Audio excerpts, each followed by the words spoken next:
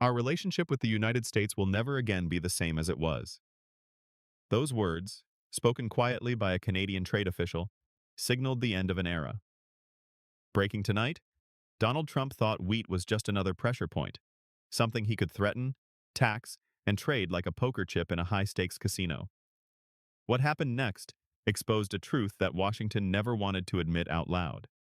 America does not control its food power the way it thinks it does, and Canada just proved it without blocking a single shipment. Here is what most people still don't understand. This story is not about wheat disappearing from the face of the earth. It is about dependence being revealed. It is about how a quiet decision in Ottawa sent shockwaves through American flour mills, industrial bakeries, grocery shelves, and kitchen tables. And it is about how Prime Minister Mark Carney answered President Trump, without shouting, without retaliation, and without blinking. For years, the assumption in Washington was simple, arrogant, and dangerous. Canada needs the United States more than the United States needs Canada. That belief shaped every threat, every tariff, and every demand. Trump leaned into it hard. He demanded concessions, he slapped tariffs, and he treated vital Canadian exports like a faucet he could turn on and off at will. A lot of it does come in from Canada, Trump declared, and so we'll end up putting very severe tariffs on that if we have to, because that's the way you want to bolster here, and we can do it here. When wheat came up on the target list, he assumed Canada would fold. From the vantage point of a Manhattan real estate developer, wheat sounded replaceable. Grow it at home, buy it elsewhere, pressure the neighbor, and move on. But that assumption ignored something basic. Wheat is not just wheat, and supply chains are not switches you flip when politics get messy. To understand why a tariff on Canadian grain caused a crisis in American factories, you have to look at the biology of the crop. The United States is a massive agricultural power, but it does not grow enough of specific types of wheat to satisfy its own industrial needs. Canada supplies the overwhelming majority of wheat imports used by American mills for specific, non-negotiable purposes. This isn't because Americans are generous or creatures of habit. It is because Canadian wheat has chemical qualities that American production cannot easily replace. We are talking about Canadian Western Red Spring, CWRS wheat, famous for its high protein content and strong gluten structure.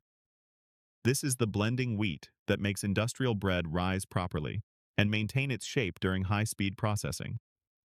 We are talking about durum wheat, the hard amber grain essential for making pasta. Entire milling systems in the United States, from the massive facilities in Buffalo, New York, to the processing hubs in Minnesota, were designed over decades around the specific milling characteristics of Canadian grain. You cannot simply swap this out for soft winter wheat grown in Kansas without redesigning the entire production line and accepting a lower quality product. When Trump imposed the tariffs, he thought the pain would land north of the border in the fields of Saskatchewan and Manitoba. Instead, it landed exactly where Mark Carney knew it would, inside American factories. Mark Carney didn't panic. He didn't threaten a trade war. He didn't rush to Washington with his hat in his hand asking for exemptions. He did something far more unsettling for American strategists. He treated the United States like just another customer, and then he found new ones. Canada already sold wheat to dozens of countries: Mexico, Japan, Indonesia, North Africa, and the Middle East. The difference now was urgency. Trump's tariffs didn't cut Canada off from the world. They pushed Canada to stop prioritizing America. Under Carney's direction, the Canadian Wheat Board successors and private grain marketers accelerated their diversification strategies. Shipments started moving south through the United States without stopping there. Canadian wheat rolled through American rail lines on its way to Mexico, bypassing the U.S. mills that desperately needed it. It showed up in Asian ports in record volumes. It competed aggressively in markets that American exporters had spent years trying to build. Canada didn't block the United States. It simply stopped centering it. The message was clear. If you make it difficult to sell to you, we will sell to everyone else. And that is when the real damage appeared. American flour mills operate on razor-thin margins. They buy their grain months in advance to hedge against price fluctuations. They cannot instantly swap wheat varieties without risking the quality of their flour. When the tariffs hit, costs jumped overnight. A 25% tariff on a raw ingredient is a massive blow to a processor. Mills faced a choice: absorb the cost and lose money, or raise prices. They did both. Bakeries paid more. The cost of industrial flour sacks skyrocketed. Grocery stores paid more. The wholesale price of bread and pasta climbed. Consumers paid more. Families already struggling with inflation watched the price of a loaf of bread creep up, week after week. Bread prices rose, pasta prices followed, not because there was no wheat in the world, but because the right wheat suddenly cost 25% more. Tariffs don't disappear into a government coffer. They travel. And in this case, they traveled straight into American kitchens. Trump's economic team tried to deflect. They blamed greedy suppliers. They blamed global markets. They blamed shipping costs. But industry groups pushed back immediately with the cold, hard math. This wasn't gouging, this was policy. Add a tariff, and someone pays it. In this case, Americans did. Meanwhile, Canadian farmers kept selling. They just weren't selling as much to the United States. This is the part Washington miscalculated. The United States imports a critical share of specific wheat types from Canada to keep its mills running efficiently. Canada, however, exports only a portion of its total wheat to the United States. The dependency flows one way more than the other. Trump assumed leverage that didn't exist. Carney understood that food security isn't about headlines, it's about options. If one buyer turns hostile, you don't beg, you diversify. Trade missions accelerated. Deals moved faster. Canada strengthened access to markets that didn't threaten tariffs every election cycle. Buyers in Asia and Europe, who wanted stable supply, predictable rules, and consistent quality, stepped forward. They saw Canada as a reliable partner in a chaotic world. And here is the quiet shift most Americans missed. Once supply chains move, they don't snap back easily.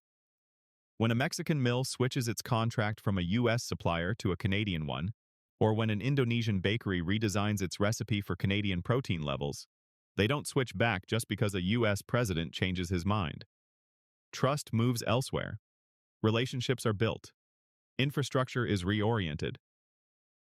Eventually, Trump stopped talking about wheat. Not because the problem was solved, but because it became politically uncomfortable. Millers complained. Bakers complained. Lawmakers from rural states heard from constituents wondering why basic food costs were rising again. There was no victory to announce. Canada didn't reverse course because the lesson was already learned. The United States had proven itself unreliable. Mark Carney said something that should have stopped every trade strategist in Washington cold. He said Canada's strength used to be its closeness to America. Now, that closeness had become a vulnerability. So the strategy had to change. That wasn't just rhetoric, that was a new national doctrine. Canada didn't declare war, it declared independence of choice. Wheat was just the clearest example because food touches everyone. You can spin tariffs on steel, you can bury disputes over aluminum in complex industrial jargon, but you cannot hide the price of bread. Trump gambled that Canada would submit to pressure rather than risk losing the American market. Carney gambled that Canada could sell elsewhere. Only one of those bets paid off. American farmers watched uneasily as Canadian wheat showed up in global markets they relied on. Competition intensified. Prices tightened. The same tariffs meant to protect American interests began undermining them by making their competitor more aggressive globally. And this is the deeper story. Trade wars don't just hurt enemies, they reorder habits. They teach partners to plan for life without you. Canada learned it could move wheat, canola, lumber, energy, and minerals without American permission. Not instantly, and not without pain, but steadily. Each threat accelerated the shift. Each insult made diversification feel necessary instead of optional. The wheat war of 2026 proved that in a global economy, the country that controls the resource has the final say, not the country that controls the border.